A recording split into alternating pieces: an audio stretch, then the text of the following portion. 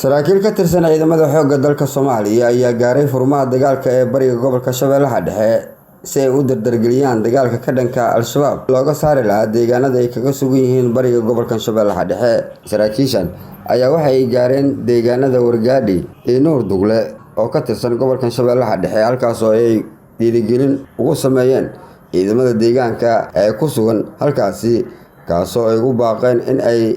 dardargeliyaan dagaalka ka dhanka Al-Shabaab sidii looga saari lahaa deegaanada bariga gobolka Shabeellaha Dhexe. waxaa la idin ka rabaa madaxdii waa noo timaday mas'uuliyiinta waa joogaan shibaan leehana sumcada ku dhumaysa nimankaas waa nimankii xabiib khayru khalqillaahi dhibaatay jireen oo islaamka radku male haddaan dilno janna ku galina haddayna dilaanna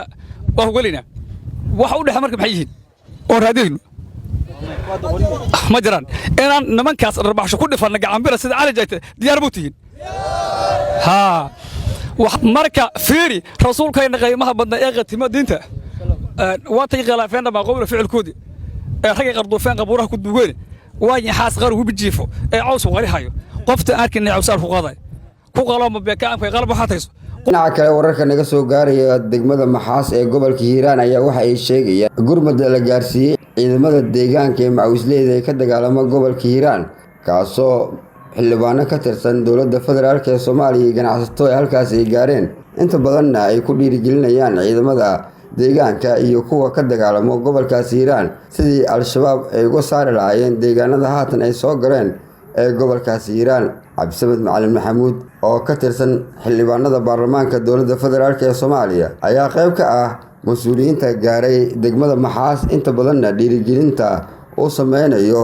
ciidamada deegaanka kuna dhiirigeliyay in ay dardargeliyaan dagaalka ka dhanka Al-Shabaab. Degmada Maxaas ee gobolka Hiiraan ayaa haatan waxaa ka socdo abaabul aad u xooggan kaasoo inta badan la doonayo sidii Al-Shabaab looga saari lahaa goobihii ugu dambeeyay ee soo galeen qaybna ay ka tahay degmada Muqori ee gobolka Hiiraan. Bashiir Cali Daahir Radio Kulmiye Jowhar. saaxiib aabbaha kula hadlaya wiilkaygiiyow hee ii soo tiri isbitaalada magaalada ku yaala Soomaali Suudaneys kow bes Allahu akbar war meeqa tabeelan laamiyada ku arkaayay aabba matayaad rabtaa mise tabeelle tayo allay leh haba u labayn Soomaali Suudaneys aan idin kugu daray waa isbitaalka kaliya ee ku guuleystay 6 sano oo isku xiga isbitaalka ugu fiican Soomaaliya laga soo bilaabo 2019 ilaa iyo hadda Soomaali Suudaneys Hospital SSH Premier Wallet baahitiraha bulshada ku bixi biilka ku dukaamayso ku iibso ama kaga iibso Premier Wallet adeega uma baahni telefoon walba ee waxaad u baahan tahay tayo iyo damaanad la hubo Samsung waa jawaabta baahidaada telefoon ku raaxayso maqalka iyo tayada wanaagsan ee telefoonka Samsung kana qaado nooca aad doonto ee Samsung Mobile oo wata damaanad 2 sano ah ogow hadii uu ka ciladoobo si lacag la'aan ayaa lagugu farsameynaya ama lagaaga bedelaya Samsung Original